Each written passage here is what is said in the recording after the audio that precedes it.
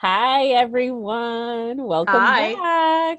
Jill and I have been presenting these little bite-sized pieces of information for you about Tutor Success Academy, and we broke them into these pillars. We are on pillar number 3. So if you haven't Great. seen the others, you may want to check those out. And this one is all about promotional materials and the Mhm. importance of that. You may have your offer all ready to go, but how are you going to let people know about that? How are you going to get the word out? Mhm. That's so important to get your outreach in place, both in print materials, but also in the digital or that online community as well. Right, Jill? So important. Absolutely. I mean, there's so many different ways to reach out. Yeah. So the fact is, tutoring has been around forever, right? And not everybody has a business card, not everybody has a Facebook profile. But the fact is, we're in the, what is it? Are we in the 21st century now? I think that's how that works, Yeah, I right? think so. 21st. I think it's the 21st, right?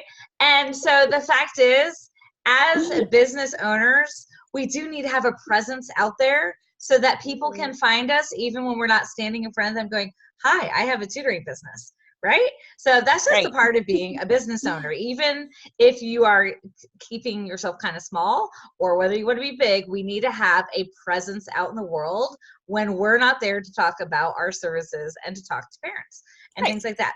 Right. So we like to talk about how any strong tutoring business. So remember, we're talking about the 7 pillars of a strong, successful tutoring business, right?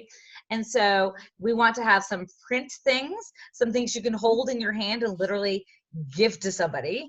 And we Right. want to have a digital presence somewhere in the World Wide Web because let's face it, that's how people find each other a lot now. So, but you have to be open to both. Right. And so, one of the things I want you all to be thinking about in your business is, do you have some type of like paper, print, like touchable, passable on, like you can pass it on, something to represent your business?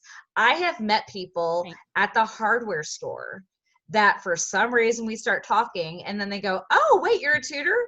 And they ask me things. And I have in the past been like, "Oh, I don't have a business card."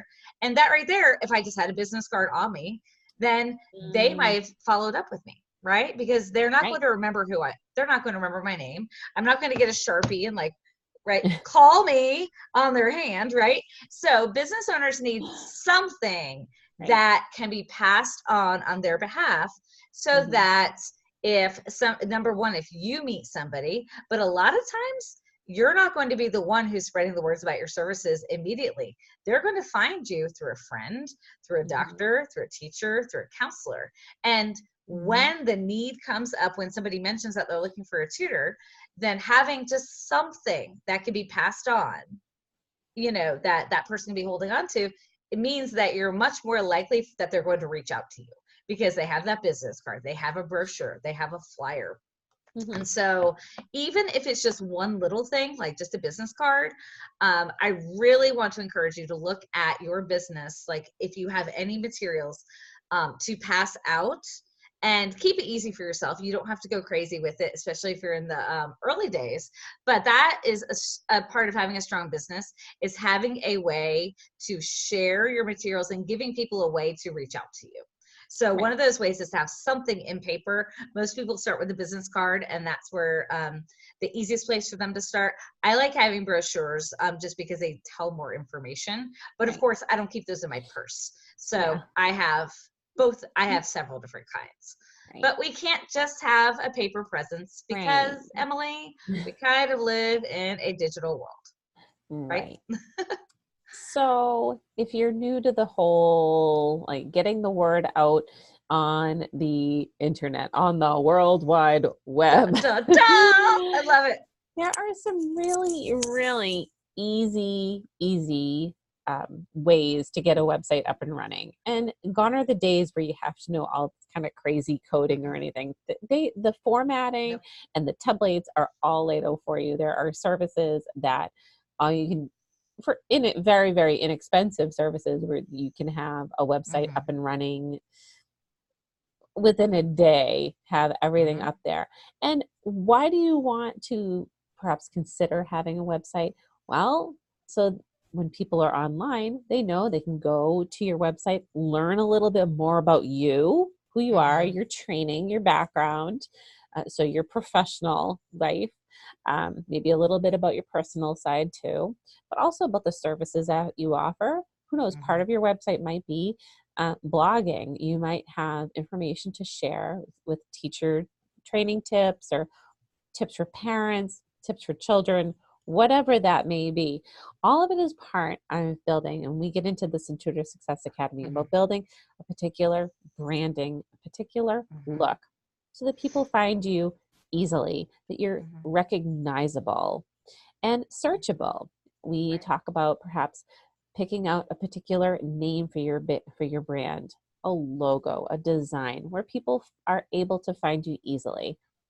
Part of having that Mm-hmm. website is also building perhaps an email list, where an email is very, very powerful, a way to build your outreach and let people know not just about your offerings and services, but also how can you offer some value. So, giving some particular tips and information to families that may not just be seasonal, but maybe for specific times of the year, like test taking season or summer slide, things like that.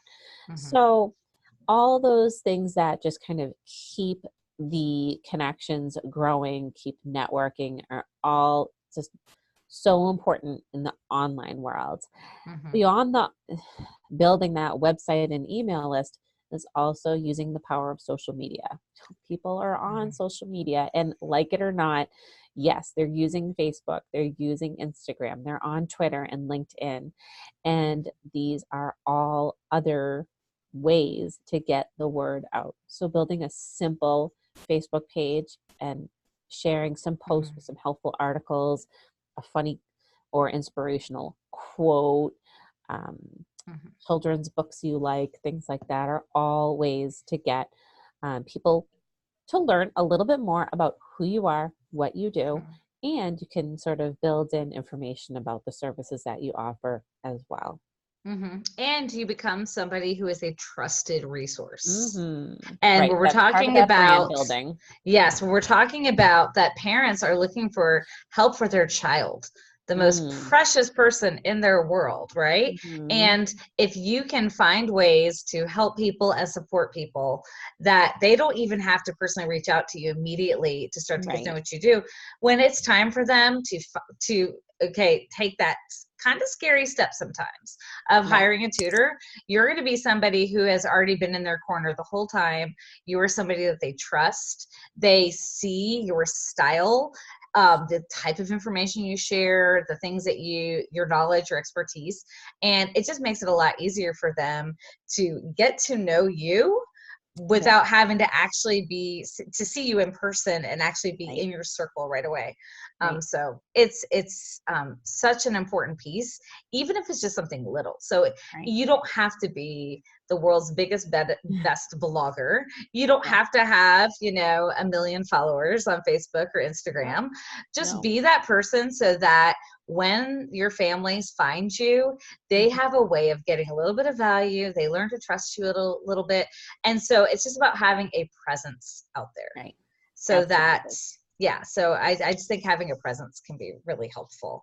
Yep, And but it doesn't have to be everything. You can start with something right. little. So yeah, so like look at your business. And again, if you already have a business, are there any of these that you might be missing, that it might just be time to start looking at doing something in print if you haven't done anything in print in a while, or doing something online if you Mhm, haven't done any of it. What's like one step you could take to right. get the ball rolling in one of those areas? And if you already are doing it, is there anything that you could add or tweak to make it make it a more valuable connection for the families that are finding you? Right. So yeah. Absolutely. All So yeah, so right. that's our third pillar of a strong, successful tutoring business, is your digital and print materials, like your presence out in the world, right? That's the what. Come back for pillar number 4, and we're going to talk about marketing and outreach. So you have that business card. How do you get it from your hand to the hand of the person that really needs it, right? You built a Yeah. website. how do you get people to find it, right? So how do you actually, this is the how part. How do you reach the people that are looking for you and who need your services? So stay Ooh, tuned can't for wait. pillar number 4, and we will see you then. Bye. Bye.